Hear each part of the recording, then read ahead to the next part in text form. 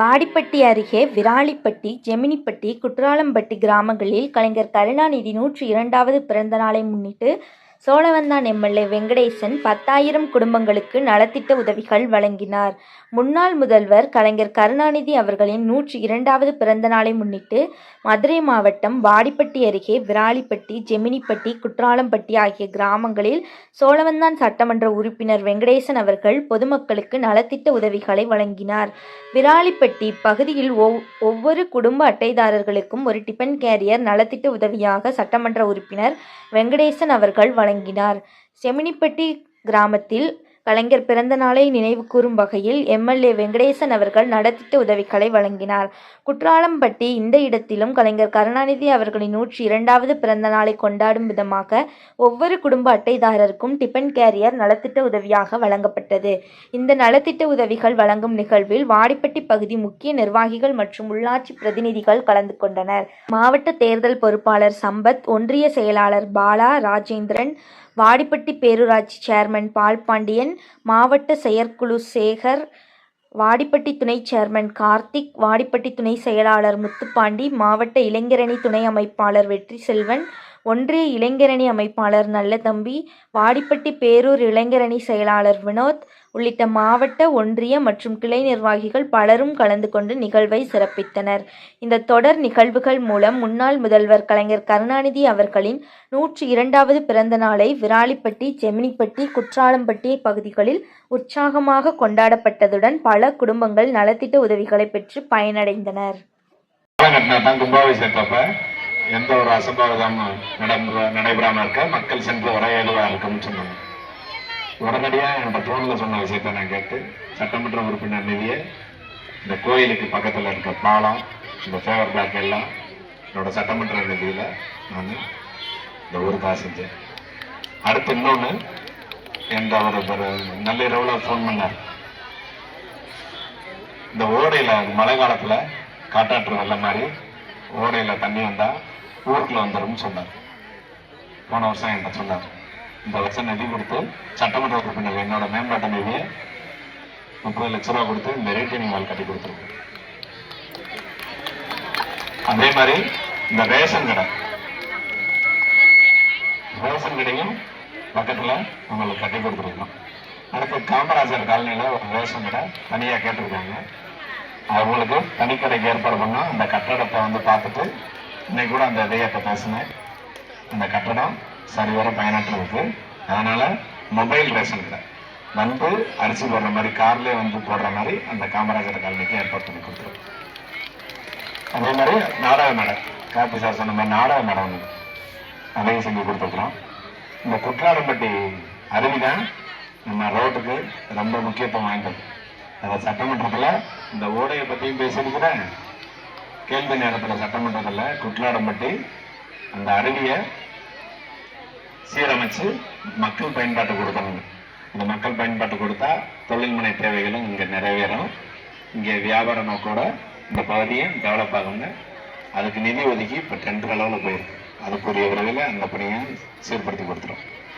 அதனால் இப்படி பல திட்டங்கள் மக்களோட அடிப்படை தேவைகளை முழுமையாக கவனம் செலுத்தி, அதே மாதிரி இந்த அண்ணன் வந்து இப்போ போன மாதம் நான் வந்தப்போ இந்த குற்றாலம்பட்டி ரோடும் சரியில்லைன்னு சொன்னாங்க.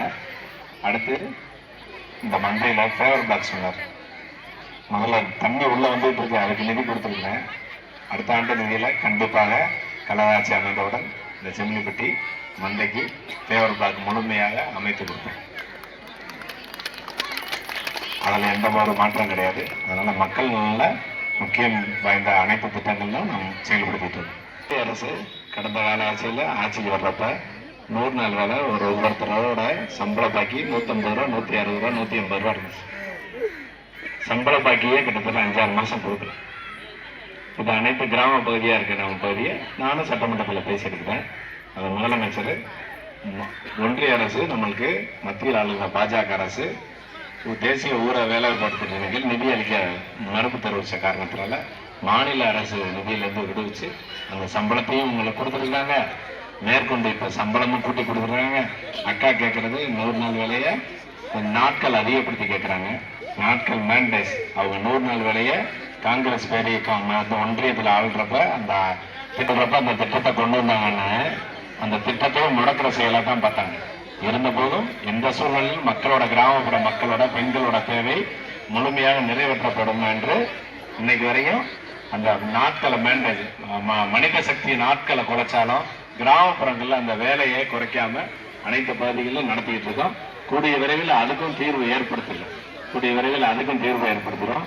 இப்போ அனைத்து திட்டங்கள்லையும் முக்கியமா குறிப்பா குட்லாடம்பட்டிக்கு முக்கியத்துவம் கொடுக்குது. ஒரு பள்ளிக்கூடம் கேட்டு என்கிட்ட இந்த கிராமத்தின் சார்பாக இருக்க கழக நிர்வாகிகள் ஒன்றிய கழகத்தின் செயலாளர் வந்து சொன்னாங்க, தமிழக முதலமைச்சர் அவர்கள் பொறுக்கிறதுனால அந்த ஆணையை பெற்று ஒரு பள்ளிக்கூடம் கட்டினோம். கட்டிக்கிட்டு இருக்கும்போதே இடையில பார்க்க வந்தப்போ தான் தெரிஞ்சு மாணவியர்கள் நிலையை அறிந்து இன்னொரு ஸ்கூலும் இந்த பில்டிங் பத்தாது அப்படின்னு கேட்டாங்க. சோழவந்தான் சட்டமன்ற தொகுதியிலே 2 பள்ளிக்கூடம் கட்டினது இந்த ஊரில் தான், கழக ஆட்சியில். பள்ளிக்கூடமா எதுக்கு கட்டுறோம் அப்படின்னு சிலரோட கேள்வி இருக்கலாம். இந்த பள்ளி கல்வி தான், பள்ளி கல்வின்னு கிடையாது, பெண்களோட கல்வி தான். நம்ம கிராமத்து பெண்கள் முதல்ல படிக்க போகிறதே பெரிய விஷயம். தமிழக முதலமைச்சர் எண்ணற்ற திட்டங்களை நம்மளுக்கு அறிவிச்சிருக்காரு. குறிப்பாக மகளிர் உரிமை தொகை, அது பூரா மகளிருக்கு தான். அதே மாதிரி விடியல் பயணம், அதுவும் மகளிருக்கு தான். தமிழ் புதுமை பெண்கள், அதுவும் மகளிருக்கு தான். இது பூரா நம்ம பெண்களோட முன்னேற்றம் எப்படி இருக்குன்னா, கல்வியில் முன்னேறினா தான் நாடு பொருளாதாரத்தில், பெண்கள் பொருளாதாரத்தில் முன்னேற முடியும். பொருளாதாரத்தில் முன்னேறினா தான் நாடு சமூக அந்தஸ்துலையும் முன்னேற முடியும். சமூக அந்தஸ்தில் முன்னேறணும்னா சும்மா சமுதாயம் என்ன ஜாக்கியாக வச்சு தூக்கவெல்லாம் முடியாது, ஹைட்ராலிக் கிடையாது. நம்ம கல்வியில் சிறந்து விளங்கணுன்ற ஒரே குறிக்கோளோடு தமிழக முதலமைச்சர் அனைத்து திட்டங்களும் முக்கியத்துவம் கொடுத்துருக்கேன். குறிப்பாக இந்த குட்லாடம்பட்டிக்கு எத்தனை லைப்ரரி இருக்கட்டும், சமையல் கூடமாக இருக்கட்டும், அனைத்தும் நான் சட்டமன்ற உறுப்பினர் நிதியிலேருந்து முழுமையாக செய்திருக்கேன். இந்த குட்லாடம்பட்டி மதுரையில் மட்டுமல்ல, எல்லா ஊர்லேயும் ரொம்ப ஃபேமஸானது. ஏன்னா இந்த அருவி கடந்த காலத்து ஆட்சியில் அதை மூடிட்டாங்க. வனத்துறை சம்மந்தமாக அதை தடையில்லா சான்று பெற்று சட்டமன்றத்தின் உங்களோட குரலாக நான் உங்களோட தேவையை உணர்த்தி சட்டமன்றத்தில் பேசி அந்த ஆணையை பெற்று இப்பொழுது பணி நடைபெற்று கொண்டிருக்கு. பணி ஆரம்பிக்க போகிறாங்க. டெண்டர் வச்சு அந்த குட்லாடம்பட்டி அருவியை நம்ம பொதுமக்கள் பயன்பாட்டுக்காக தமிழக முதலமைச்சர் கூடிய விரைவில் அவர் பொற்கரங்களால் திறந்து வைப்பார். இதெல்லாம் ஏன் சொல்கிறேன்னா, ஒரு சட்டமன்ற உறுப்பினர் அப்படின்றது, எம்எல்ஏன்றது வந்து ஒரு பெரிய விஷயம் கிடையாது. ஒரு உள்ளாட்சி பிரதிநிதியாக இருக்கிறோம், ஊராட்சி மன்ற தலைவராக இருக்கிறோம், கவுன்சிலராக இருக்கிறோம்னா நம்மளோட தேவையை மக்களோட நேரடி பிரதிநிதியாக இந்த உள்ளூர்லேயே இருந்து நிறைவேற்றுற ஊராட்சி மன்ற தலைவர், அந்த கவுன்சிலர் பதவியெல்லாம் அது மூலமையாக அவங்களும் என்னிடத்துல முறையிட்டு இருக்கிறாங்க. நானும் அவங்களுக்கு தேவையான அதே மாதிரி தான் சட்டமன்ற உறுப்பினரும். சட்டமன்ற உறுப்பினர்ன்றது ஒரு பெரிய இதெல்லாம் கிடையாது. நம்மளோட குரலாக சட்டமன்றத்தில் பேச வேண்டியது அவங்களோட கடமை. அதுக்காகத்தான் மக்களோட வாக்குரிமை. நம்ம ஏன் ஓட்டு போடுறோம்னா, நம்ம குரலாக சட்டமன்றத்தில் நம்ம சார்பாக ஒருத்தர் பேசி நம்மளோட தேவை நிறைவேற்றுறதுக்கான பொறுப்பு தான் அது. பூரா வானத்தில் தான் குதிக்கலை. நானும் உங்களை மாதிரி தான், நானும் ஒரு கிராமத்தில் உங்களை மாதிரி தான் வசிக்கிற ஒருத்தர். எனக்கு அந்த வாய்ப்பு வந்துச்சு. அந்த வாய்ப்பை பயன்படுத்தி அனைத்து கிராமப்புறத்து பகுதியாக இருக்கனால எல்லாருக்கும் செஞ்சேன். கடந்த கால ஆட்சியில் இந்த கட்டிடங்கள்லாம் உங்கள் ஊரில் கட்டினாங்களா? சொல்லுங்கம்மா. குட்லாடம்பட்டிக்கு இந்த ஒன்றும் இல்லை, போன மாதம் ஒரு மாதத்துக்கு முன்னாடி வந்தேன். அக்கா சொன்னாங்க, இந்த ரோடு சரியில்லைப்பா, நான் இந்த ரோடையும் போட சொல்லியிருக்கேன். சிறப்பு நிதியை மாண்புமிகு தமிழக முதலமைச்சர் அவர்கிட்ட பெற்று அந்த சிறப்பு நிதியை பெற்று ரோடும் போட சொல்லியிருக்கேன். இப்படிப்பட்ட வாக்குரிமை நம்மகிட்ட பறிக்கப்படும் போது நம்ம வெகுண்டு எல்லணும். அதுக்காக போராட்டம் பண்ணுங்கலாம் சொல்ல, அந்த சட்ட போராட்டம் தமிழக முதலமைச்சர் அவர்கள் பல தருணத்தில் நம்மகிட்ட சட்டப்பூர்வமான அனைத்து போராட்டத்தையும் அவர் நடத்திட்டு இருக்கார்.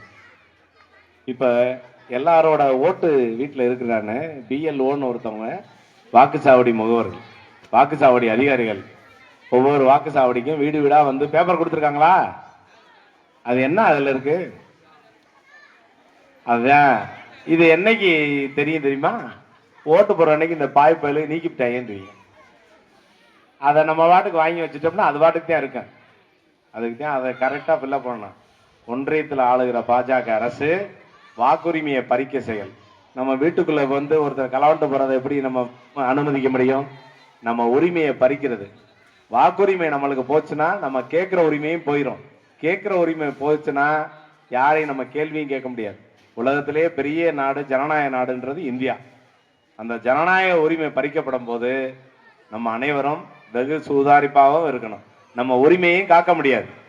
நீ இந்தியரே இல்லை அப்படின்னு சொல்றதும் அது ஒரு வாய்ப்பு. நாளைக்கு சொன்னா என்ன பண்ண முடியும்? நம்ம ஜனநாயக நீ உங்களுக்கு எங்க ஓட்டு இருக்கு அப்படின்னு கேட்பாங்க. அதை எடுத்துறாங்கல்ல, அதுக்கு தான் அந்த ஃபார்ம் வர்றத அந்த பிஎல்ஓ மூலமா, அப்படி இல்லைன்னா BL2ன்னு தேர்தல் அங்கீகாரத்தால் அங்கீகரிக்கப்பட்ட ஒரு பாக முகவர்லாம் கட்சியிலேருந்து போட்டிருப்போம். கட்சியிலேருந்து போட்டால் அவங்க கட்சிக்காரவன்னு நினச்சிக்கிற வேணாம். அனைத்து தரப்பு மக்களுக்கும் அந்த ஃபார்மை ஒவ்வொரு பூத் வாய்ஸாக ஃபில்லப் பண்ணி கொடுக்க சொல்லியிருக்கிறோம். ஓட்டு உரிமையை காப்பாற்றுங்க முதல்ல, அப்புறம் நம்ம ஓட்டு யாருக்கு போடுறது. நானும் வேட்பாளராக இருக்கும்போது நான் வந்து உங்கள்கிட்ட நான் செஞ்சதை சொல்லி ஓட்டு கேட்பேன். அதே மாதிரி மித்த அரசியல் கட்சிக்காரவங்க என்ன சொல்லி ஓட்டு கேட்பாங்கன்னு எனக்கு தெரியாது. அதை அன்னைக்கு பார்த்துக்கிறோம். முதல்ல நம்ம வாக்குரிமையை காப்பாற்றுற வேலையை நம்ம அனைவரும் ஒரு சேராக இருந்து மிகவும் கவனமாக கையாள வேண்டும். அதில் ஃபில்லப் பண்ணுறதுல ஒன்றும் இல்லை. இப்போ இந்த வீட்டில் 4 பேர் இருக்கான், அம்மா அப்பா 2 பேர் இருக்கான், 2 மனைவி இருக்காங்க, 2 மனைவிகளுக்கு 2 பேர் மனைவி இருக்காங்க. மருமக இருக்கும்போது அவங்களுக்கு வாக்கு இருக்கான்னு செக் பண்ணுறது, சரி பார்க்கறது இயல்பு. ஆனால் இப்போ என்ன கேட்குறாங்க? 2002 உனக்கு ஓட்டு எங்கே இருந்துச்சுன்னு கேட்குறாங்க. நம்ம மருமக விருதுநகர்ல இருந்திருக்கான், இல்லை காரியாவட்டியில் இருந்திருக்கான், இல்லைன்னா நிலக்கோட்டையில் வத்தலகுண்டில் இருந்திருக்கோம். 2002 அந்த பிள்ளைக்கு ஓட்டு இருந்திருக்காது. எந்த தொகுதியில் இருந்துச்சுன்ற தகவலையும் அதில் தெரியப்படுத்தணும். அதனால தான் தயவு செஞ்சு தாய்மார்களே, கிராமப்புற மக்கள் பெண்கள் அனைவரும் மிகவும் சுதாரணமாக, படித்த இளைஞர்கள், படித்த மாணவியர்லாம் இருக்காங்க. இதுக்கு தான் நான் முதல்ல சொன்னது, கல்வியில் தான் நம்ம உயரணும்னு. ஏன் கல்வியில் உயரணும்னு அந்த அப்ளிகேஷன் பாரு. நானும் உங்களை மாதிரி படிக்காதவன், எனக்கு அப்படி விவரம் பார்த்தாது. நானும் உங்களை மாதிரி படித்தவங்கிட்ட தான் போய் கேட்டேன். இந்த விவரம்லாம் ஃபில்லப் பண்ணி கொடுத்தா தான் நம்மளுக்கு வாக்கு வங்கியே வரும். ஓட்டு உரிமையை நம்ம காப்பாற்றினா தான் நம்ம உரிமையை காப்பாற்றினதா அர்த்தம். அதை முதல்ல தயவு செஞ்சு எல்லாரும் புரிஞ்சுங்க. தேர்தல் அன்னைக்கு நீங்க வேணும்னே எடுத்துக்கிட்டாங்கப்பா அப்படின்னு சண்டை விடுவோம். அன்னைக்கு சண்டை போட்டு சிந்திச்சு எந்த பிரயோஜனம் இருக்காது.